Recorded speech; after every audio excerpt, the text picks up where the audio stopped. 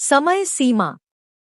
एक धन संपन्न व्यक्ति अपनी पत्नी के साथ रहता था, पर कालचक्र के प्रभाव से धीरे धीरे वह कंगाल हो गया।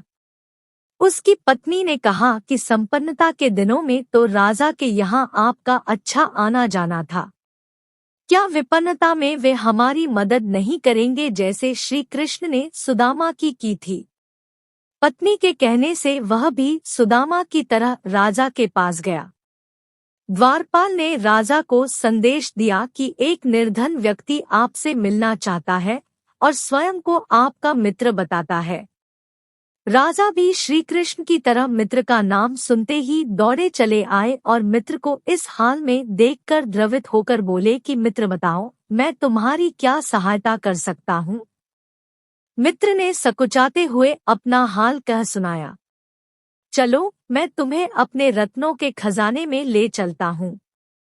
वहां से जी भरकर अपनी जेब में रत्न भर कर ले जाना, पर तुम्हें केवल 3 घंटे का समय ही मिलेगा।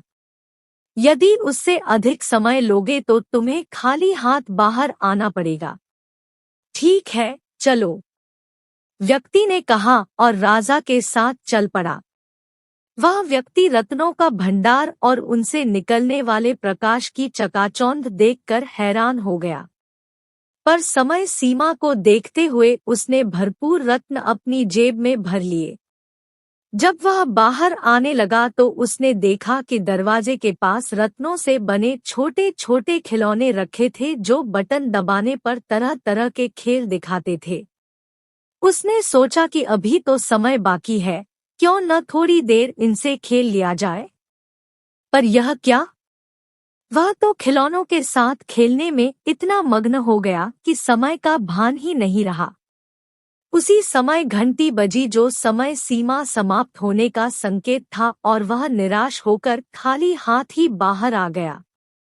राजा ने कहा, मित्र, निराश होने की आवश्यकता नहीं है।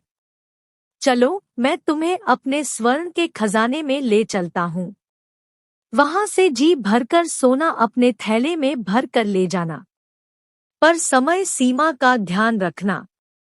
ठीक है, चलो, व्यक्ति ने कहा और राजा के साथ चल पड़ा।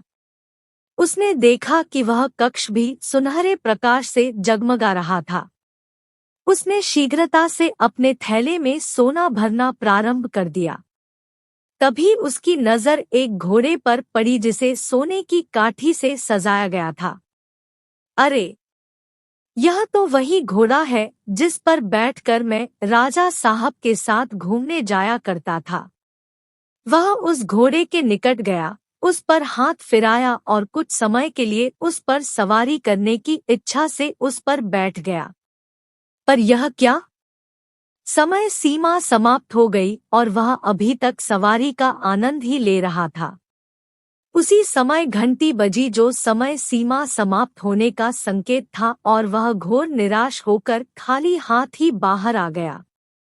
राजा ने कहा, मित्र, निराश होने की आवश्यकता नहीं है। चलो, मैं तुम्हें अपने रजत के खजाने में ले चलता हूँ। वहां से जी भरकर चांदी अपने ढोल में भर कर ले जाना, पर समय सीमा का ध्यान अवश्य रखना। ठीक है, चलो, व्यक्ति ने कहा और राजा के साथ चल पड़ा। उसने देखा कि वह कक्ष भी चांदी की धवल आभा से शोभायमान था। उसने अपने ढोल में चांदी भरनी आरंभ कर दी। इस बार उसने तय किया कि वह समय सीमा से पहले कक्ष से बाहर आ जाएगा, पर समय तो अभी बहुत बाकी था।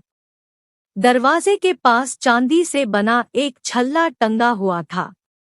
साथ ही एक नोटिस लिखा हुआ था कि इसे छूने पर उलझने का डर है। यदि उलझ भी जाओ तो दोनों हाथों से सुलझाने की चेष्टा बिल्कुल न करना।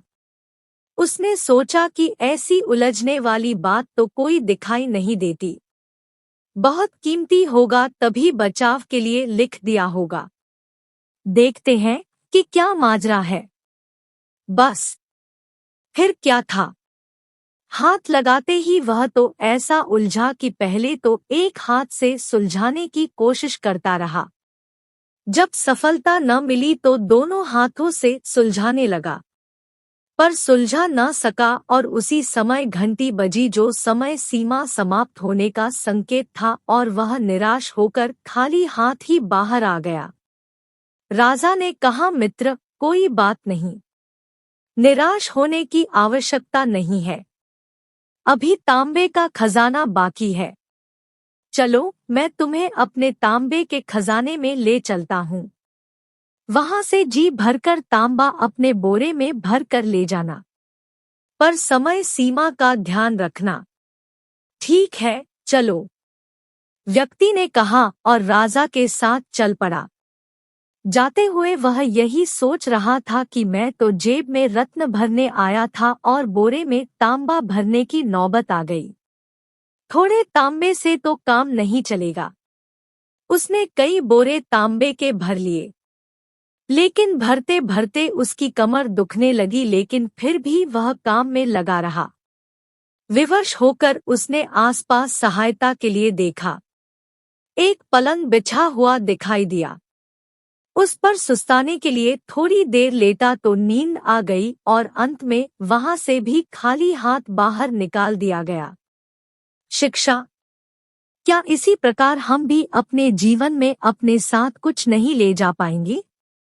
बचपन खिलौनों के साथ खेलने में, जवानी विवाह के आकर्षण में और गृहस्थी की उलझन में बिता दी।